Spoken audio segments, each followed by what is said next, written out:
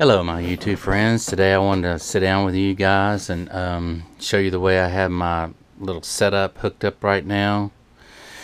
As far as the way I typically monitor through my Canon D60. You can see it up there now. I'm actually talking on my GoPro right now and doing the video on my GoPro 3 Plus, but I wanted to show you pretty much how I like to do my YouTube videos and how I get the audio to sound so good. Now these past videos I've just been doing them on my little GoPro camera because it's just easier to take around with me to and from and doing than it is to take my Canon out. You can see it's a nice big bulky camera, and so but for my professional videos I really like using the Canon. It's probably one of the easier cameras that I've ever had to navigate through, and the quality is superior. But the way I have it set up, the way I have it set up now, I've got the piano, my Telefunken, AK-47. It's all pretty much going through this little Yamaha mixer over here, and I really like the way it sounds, just because I can add effects to it and rooms and whatnot. But I have it hooked up right now to where I can actually record my piano and my microphone, and it goes through this warm audio stuff. I really love this warm audio. It's a great company out there that's making some great stuff. So the microphone is actually going to the warm audio Tone Beast, this preamp right here, and then out of the Tone Beast it goes into the WA-76, and then out of the WA-76 it goes into a input on the Yamaha mixer, which is this first input right here, as you can see. Now I do have the 20 dB pad on right here and the high pass on, so you know, you just have to make sure that your gain staging is right, because you don't want to overload your mixer. So it's coming out of the WA-76, which is the compressor, into the Yamaha, and then I have it coming right and left out of the mixer stereo, right and left, and then it goes into the camera. So I'm pretty much getting a mix from the microphone or the piano, and then I can send it right to the camera. So let's just make sure. I'll have to get back to them, man.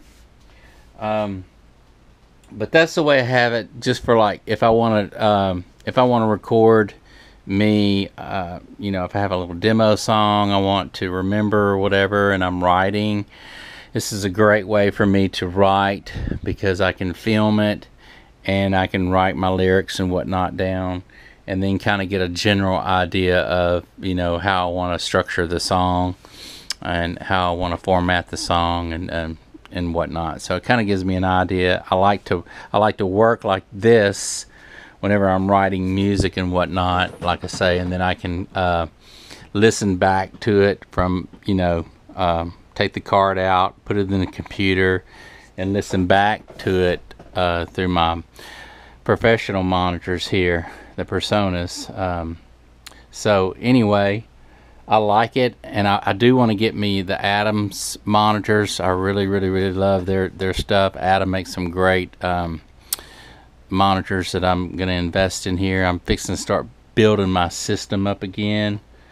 But right now I've just got, let's see here, hang on a second. So right now I've just got my WA warm audio equipment, and I'm fixing to invest in some another creation station, And so I'm excited about getting that in, and I'm gonna have all my Waves plugins on there. I have the Waves Go bundle, and I also bought a bunch of other plugins from Waves that I'm gonna get that all installed. And I think the DAW that I'm probably gonna work with is Studio One. Although I've been a big DAW fan of Nuendo, I have Nuendo 6.5 in my Mac here, and I've been using Nuendo since it was 2.0 on the DAW. And I just want to try some other stuff because I hear the PreSonus is kind of a cross between Logic and Cubase, with a variety of some of the better things that the two DAWs have to offer. So I'm gonna start building my studio back up, get my atoms, get my system back up. But this is the way I wanted. I just wanted to touch base with you guys today on how I'm running it and how I'm getting some great results using a mixer, a compressor, and then going into the camera and making sure my levels and everything is pretty much optimized from the camera. You never really want to get into the red. You don't want to clip your camera because all your audio is just going to be, messed up. But I do like to, check everything and to make sure everything is pretty much sounding good. And the best advice I can give you guys is just always use your ears. And because sometimes even if your signal's right and you got a good signal, the sound quality isn't there, and you're wondering, well, why don't I have a good sound? Because I checked all my levels and I wasn't peaking anywhere and I wasn't overloading anything. Well, it's because maybe you just didn't try different variations and different of what sounds good. So always use your ears. Always trust in your ears. Your ears won't lie to you. And so if you trust them enough, if it sounds good, and you're making it to tape and it sounds good, more than likely it's going to sound good in the overall results.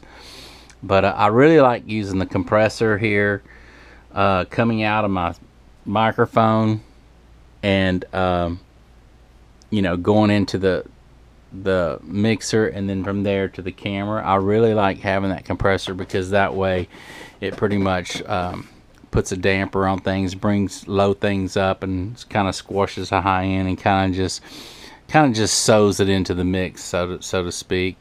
But I wanted to touch base with you guys on that today, and just pretty much show you how I'm running my system, how I like to write my music, and then pretty much just listen back to it and go from there. But this is I also wanted to bring up this Telefunken microphone right here, man. It's the AK-47. It is a tube microphone, and they classify this microphone as being in the middle of the road. But I gotta tell you, man, it's such a beauty. I want you to look at this thing. It's such a beautiful microphone, and it really sounds good. I like to turn it on, and I like to let it warm up for about, I don't know, 10 minutes at least. I like that tube to get nice and hot in there, and before I actually start to sing in it. But it's probably one of the better sounding microphones I've had in a long time. I've had several microphones in my time, and I've sang through many of them and loved a lot of the high-end gear microphones, like the 87 U87, and I've had that one. I've had the TLM 103. I've had, which is another Neumann mic. I've had just a variety of great microphones, but for the middle of the road is what they classify this microphone. They classify it as a middle of the road Telefunken. Is probably outshines some of your $3,000 microphones, or at least holds a good race to them. And this runs about $1,800. I think that's what I paid for it, list price. I'm not sure, but you can check into that. But it just sounds so beautiful. And there's an inner mesh in here. You really can't see the capsule in there, but I'm considering taking this off and taking that inner liner out so that the capsule's more exposed, and then just using a windscreen in front of that. Now, of course, every time I'm finished using it, I always put it up and take really delicate care of it, because I don't really want anything getting on the capsule. Dust and whatnot can get in there and get on there and affect the way it eventually sounds. So, but this is my little setup for now, y'all, and I really wanted to show you how I like using my little Yamaha mixer here. I like that because I can use my effects here, and I can get my sound the way I want it in a live mix, and then print it pretty much to the disc here. And that's the way I go about recording too. I like to always get my sound first and listen back. It might take several times to playing and recording just to get the sound right, and then once you have the sound right and the levels right and everything sounds good to your ear, then you know you're good to go and you can print.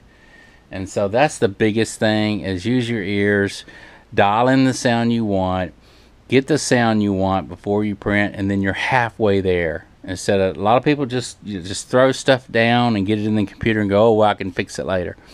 Well, trust me, if you get the sound the way you want it in the beginning, there's so much less work to do later on. So I hope this video helps you guys out, man. Excuse all the baby powder that's on my couch right there. Anyway, we're just trying to I'm trying to freshen things up in here and clean it all down, but so I hope you don't mind that. But hope this video helps you guys out in some kind of way, and if you get inspired to run sound to your camera, this is always a good way to do that, is to have an external microphone, whether it's a shotgun microphone or a boom mic, and then run it to your camera. You're going to get much better results than using the microphone out of the camera. And so this is the way I like to do it, so that I have better results. And hope you liked the video. Hit that subscribe button, ring that bell, because we have a lot of cool stuff coming up, man.